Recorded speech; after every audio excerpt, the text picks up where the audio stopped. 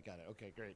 All right. This is one of the, I was very excited for this session, so I'm very pleased. This is another one of those, if you were in the AI session yesterday, this will be a little bit dynamic. We want some questions. We want Q&A. We want to take advantage of the expertise that we have here with us today. So I have a great pleasure to introduce Matt Johnston from FTI Consulting, who's one of our newer partners. We're going to talk a little bit about, as you can see, right, the Chief Transformation Officer's growing role in modern enterprises. And I think you've seen this. We've touched on it a million times, right? This is the classic stuff that we've seen that is completely different than what it was multiple years ago. This is the idea that change is effectively, sorry, you probably can't see what I was looking at. I'll get out of your way, too. That's the boy band move. Yeah, that's your boy band move to get up and get moving. So is the idea that change is just ever constant, right? So as part of that, the change that's evolving leads to the type of work that Matt does all day long. And this type of work is what I really wanted Matt to be able to kind of introduce and talk about from that perspective. So, I mean, honestly, without further ado, we can go back to some of these topics. I thought it would be great to introduce yourself and to the team and give yourself a quick overview. Thanks, Ken, and great to see you. I think I know most of you from the last couple of days, but I'm Matt. Good to meet you all. As Ken said, I lead the business transformation practice at FTI Consulting in the UK. We've got about 25 people doing transformation in the UK, about 120 across Europe, actually EMEA, including Middle East and South Africa. Be glad to hear. Globally, it's more like 300 or 400. We've got a big transformation practice, obviously, here in the UK, in the US. Some of you may know people there. I've been at FTI 10 months, I've got interesting perspective from before my FTI life, but also my FTI 10-month experience. But 25 years in total, working with boards and senior management of companies going through, I guess, non-discretionary change, going through restructurings. So I started off doing kind of classic restructuring bankruptcy work back in the mid-90s, worked on some Chapter 11s like Comdisco and Genuity. I didn't do General Motors, but I was also on Refco and a few other big ones. That's when I was at Alex Partners. Before that, started at Arthur Andersen. Wasn't involved in any of the shredding, you'll be glad to hear. But sadly, it did change. I mean, people say to me, where would you be if it wasn't for NY? I probably would still be at Arthur Andersen, if I'm honest, because the culture was great at that firm. Not too dissimilar to what we have at FTI. I also spent 3 years actually doing a proper job, like some of you people here today, or maybe all of you. I was CFO of a media advertising business, which was private equity owned. I did the classic thing of signing a piece of paper saying, if all these things happen, you're going to make $8 million. I'm like, great, where do I sign? There. Obviously, it didn't happen, but I learned a hell of a lot about what to do and what not to do. I think that came out in some discussions earlier as well. And yes, on the next page, we have some of my kind of, so I've done various things in my career. I guess over the last 10 years at McKinsey, I've moved from kind of restructuring more towards transformation. That's more kind of, underperforming companies, trying to make them better, good to great in some cases. So I played quite a few CTO roles here for a bunch of different companies, different sizes. Interestingly, at McKinsey, we were, until recently anyway, we were encouraged to stay kind of situational experts as opposed to sector experts. That's now changing. It's one reason why I'm not there. So you can see I've done logistics business, medical products, specialty chemicals, software company. That was SAP. I was the CTO of the digital business services division of SAP for a year, working in Waldorf, obviously the head office in SAP, which was a great experience. We haven't spoken about that actually. We should do. That was a hell of an experience. That was they had, I think it was, I'm going to say 80,000 consultants around the world implementing SAP, and it was basically shifting that from, a bespoke model of SAP to more kind of off-the-shelf cloud-based. So people were being reskilled, upskilled, a lot of people leaving, rehiring. So it was a really big transformation. And food ingredients. That's actually. Oh, my mind's gone blank. But that one. Well, I know that you're a Tigers fan, so I exactly. So some fun facts about me. I thought we'd get to know me a little bit more. I got married in Chamonix Mont Blanc, that's the highest mountain in Europe, in France. My wife is actually a French Sicilian, so it does lead to there's never any dull moments in my family. Father of 3, which also leads to the lack of dull moments. Cricket and rugby fan. Still play cricket, subject to my bad knee, which a few of you know about. And decent golfer, so 10 handicap or index, not quite as good as Bob or Ken, but getting there. Oh, come on now. Definitely a Payne Cardinals fan. Arizona. They've had a couple of bad seasons, and our quarterback keeps getting injured. And after earlier this week, I'm now an adopted Tigers fan for sure. And Kenny even got me a cap, so I'm happy. There you go. And yeah, I must say, perennial yo-yo dieter. I won't ask you to tell you to sort of gauge where I am in the yo-yo at the Talk moment. about the weight real quick. I'm kind of somewhere in the spectrum, but yeah, tips available, please. Yeah, there you go. So that's a bit more about me. Very quick about FTI. I won't go into this. This is not a sales pitch, but we've got 8,500 employees now. This is slightly out of date. We're a listed business in the US. Market cap is nearly 8 billion. We serve 50 of the top 100 private equity companies. We serve a lot of the law firms. We serve a lot of the banking companies, 80 of the Fortune Global 100. So, and that's not always on transformation. Sometimes it could be restructuring. We obviously have other business lines like forensic accounting and economic consulting and technology investigations and stratcoms, which is basically PR. So we've got quite an interesting wide range of services. What we're trying to do more of is working together, collaboration. You spoke about that earlier, about how you do that as well within Shivumi. Great. So what I want to talk about is a little bit about, sorry. Yeah. I was going to say that with the experience, I think what we had talked about a lot over the last couple days, and we talk about all the time internally, is the emergence, if you will, of the Chief Transformation Officer and the value that role is starting to take within organizations. So the idea and the slides, and we've talked about the idea that change is everlasting. Well, back 5 years ago, 6 years ago, a Chief Transformation Officer was somebody that was plucked from a business unit to run a program that had a date, that had a delivery, that had a finishing point, and then they would, after they're done parachuting, and go back to doing what their day job is. What I think we've seen, and I'd love your perspective on it, is the role of the CTO, the Chief Transformation Officer, that transformation desk, if you will, I think has evolved and is evolving, and I know you have experience from seeing this firsthand, so I'd love for you to talk a little bit about it too. Absolutely, thank you. Maybe we can stick to the next slide, please. And absolutely, crucial role. I would say that, wouldn't I? Because it's not self-serving, but it is. And as you said, Ken, I think going back, a lot of companies before just sort of put somebody into the role from one of the BUs. Now we're seeing specialist CTOs, either independent contractors or people within companies or advisors such as myself and other firms who are here today as well, and putting them into the position. I think there's an interesting conversation around what are the pros and cons of having somebody from the business versus outside. Again, this is not meant to be self-serving, but I think if you're somebody from inside the business, you've got the advantage of knowing the business and knowing the sector and the industry inside out. However, you're always, I think, thinking about what's my next role in the organization. And I think it stops the CTO being really independent and courageous in their conversations that you have with their executives. If they're worried about upsetting the CFO, for example, or the CEO, then they're not going to be doing their job properly in terms of really pushing for full potential, pushing for unblocking and maximizing value. Often then an interim CTO and advisor who doesn't really care about the next role with that company particularly, just focus on doing a great job for that company in that period, often is a better solution. But it's not always black and white on that. I think just a few things to pick out on what a Chief Transformation Officer does and some important things. Actually, Mark, you mentioned it yesterday. Absolute number one is the CTO has to report to the CEO.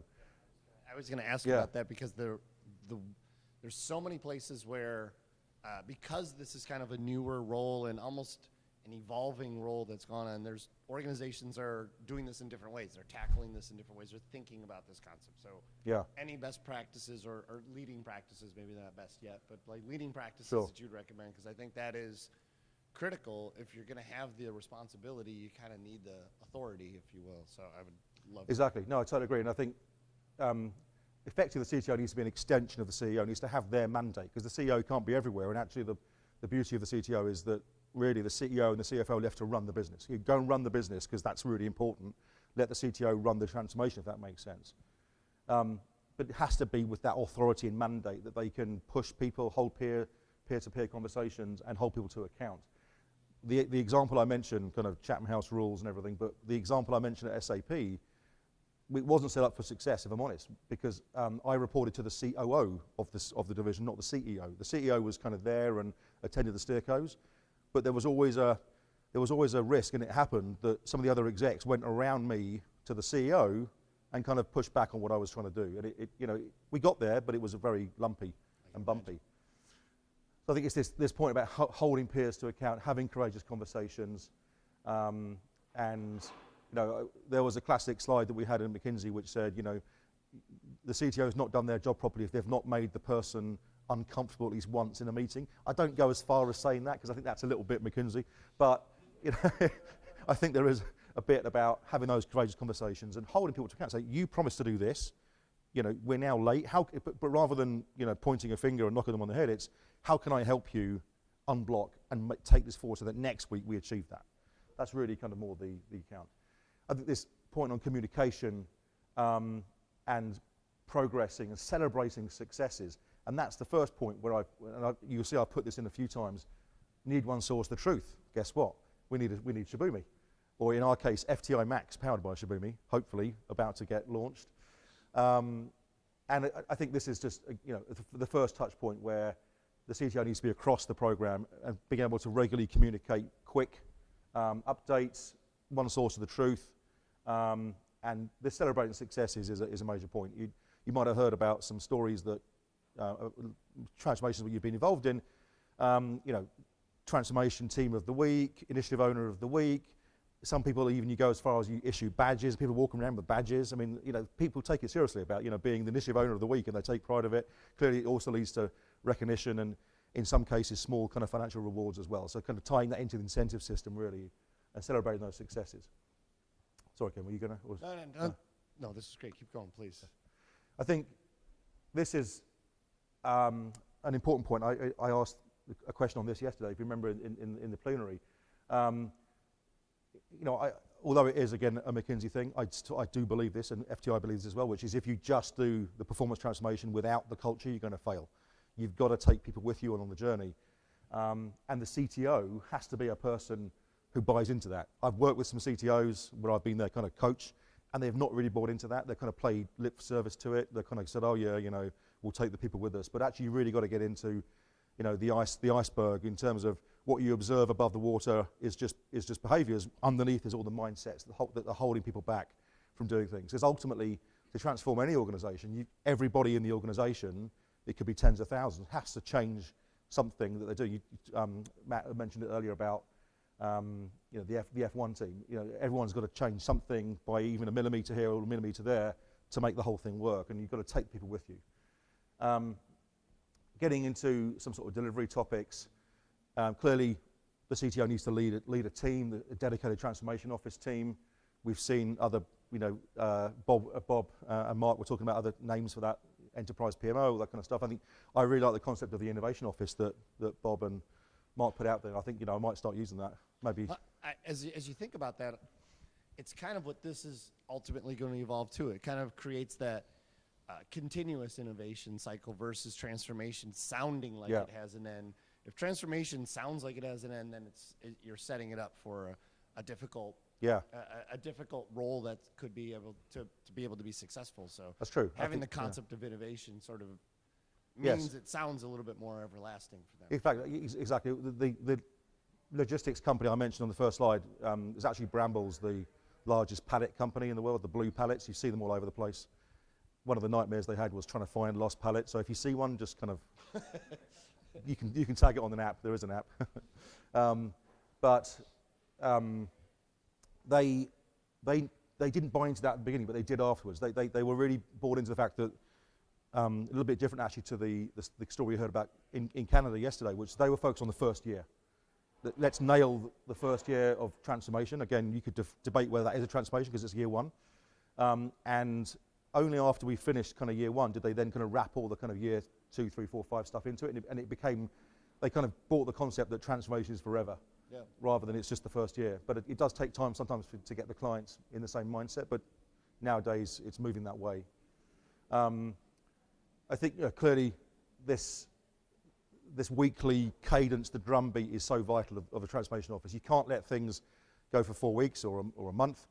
There's the theory that, I can't remember what the name of it is now, but the theory that says if you're given 4 weeks, you're going to use 4 weeks. If you're given a week, you'll do it in a week.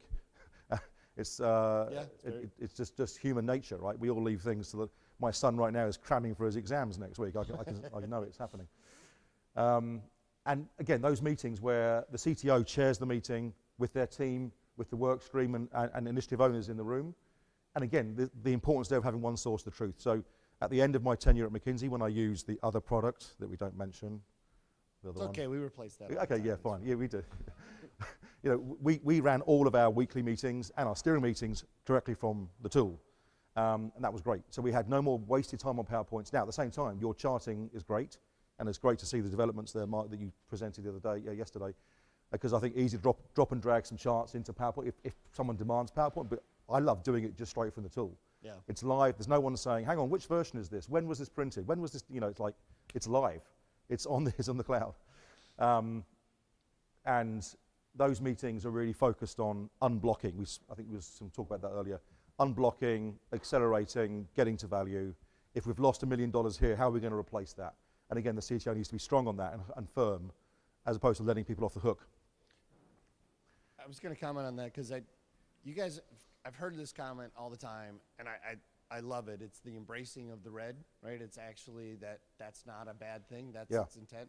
That, I think, is one of the key things that a chief transformation officer needs to adhere to, embrace, basically internalize is that role. So I know you've talked about it a couple times. One thing that the single source of the truth provides is that red is really going to get escalated because it's not just masked over by some PowerPoint slide that's 3 weeks old and 3 levels deep. So it's such an important aspect of what you're doing. Exactly, and you know, these weekly steering meetings, again, people think weekly, but you have to have weekly steering meetings, and the CEO has to be there, and the other sponsors of the program. At the chemicals company I mentioned, there's a company called Flink Group. They make ink for packaging. They've got big operations in the US, actually. The CEO asked for a 2-hour training session with one of our kind of junior consultants on Wave at the time, and I was so nervous that this guy was going to be doing a 2-hour session with the CEO. I kind of sat in for the first 10 minutes and thinking, just in case it goes badly, I've got to be there, you know. Actually, it was fantastic. They got on so well. I walked out and said, I've got to go, and I left them to it. The CEO then basically every week spent probably 2 hours in the tool in advance of the steering meeting. So he was across all the kind of the key, you know, red, amber, greens, the key points. He knew what questions to ask. When he then had his one-to-ones with his exec, he had Wave open on the screen. It was like great. Obviously, with Shibumi now replacing Wave. Our CEO is in there at least 2 hours a day, too. It's really impressive. Great. So on the next page, I pick out a few kind of critical success factors, what makes a good CTO. There's maybe a little bit of repetition here, so I won't try and do that. Well, and I think this is important, not even just for a chief transformation officer. This is everybody that's in change, right? Yeah. If you're a change agent within the organization, these really, when I saw the slides, this is the first thing I thought of is this is pretty universal for anybody that has to try to embrace or drive change within their organization. It's especially true for the person that's leading the transformation, but it is a skill. These are skill sets or characteristics, if you will, that everybody that drives change needs to adopt from the way they operate.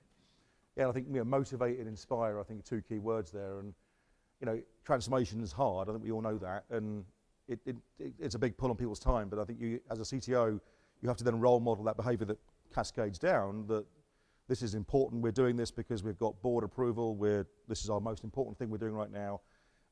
That then ties back to, I guess, some of the communication points. So you might have heard the term, the change story, the case for change. I'm sure some clients call it the North Star. What is our North Star?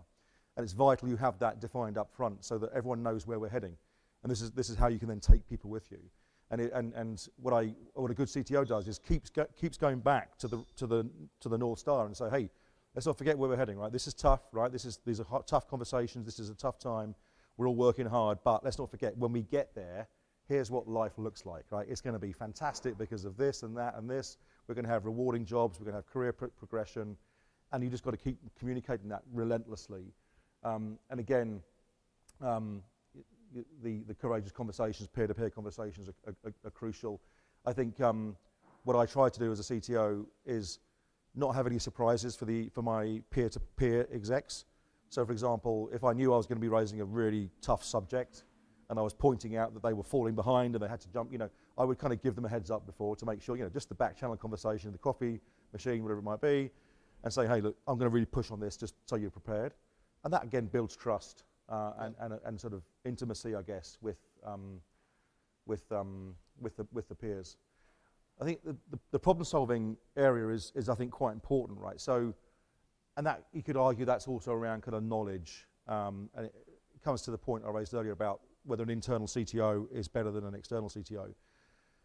I think the CTO needs to have a broad knowledge, sort of a T-shaped profile, broad across the company and the sector, but also obviously be deep, obviously, in transformation. But I always feel like you've got to be able to deal with the first kind of 2 levels of pushback. So if you say to somebody, hey, this initiative, can you, why is it behind? What can you do to accelerate this initiative? And they say, well, we can't because of X, Y, Z. You say, okay, well, you have to have enough knowledge to say, but hang on, over there we've done this or we've done that, and what about doing this instead? And kind of to try and unlock it. And that means you have to have quite a broad knowledge. You have to know about, pricing, go-to-market, logistics, manufacturing, SG&A, etc., cash, working capital, and you've got to kind of, and look, you can't expect to have the 5 or 6 levels of pushback. Eventually you've got to say, look, let's take this offline and get the right experts in a room to solve this. But you've got to be, because you can't just accept someone saying, it's going to be late by 6 weeks because it is. You've got to look into that and double click on that and kind of see what's going on. We also have this kind of rule about problem solving mentality. If there are things that we can solve in, say, the next 5 minutes, let's do it now. Right? We've got the right people in the room, let's problem solve now, agree the next steps. If we think we can't do it in 5 minutes, let's take it offline and agree who's going to do that offline and move it forward. So there's again that kind of weekly drumbeat so that we don't wait till the next meeting or the next steerco. Let's agree now and do it. I think obviously there's a lot of detail, and this being able to synthesize concisely again comes back to one source of truth.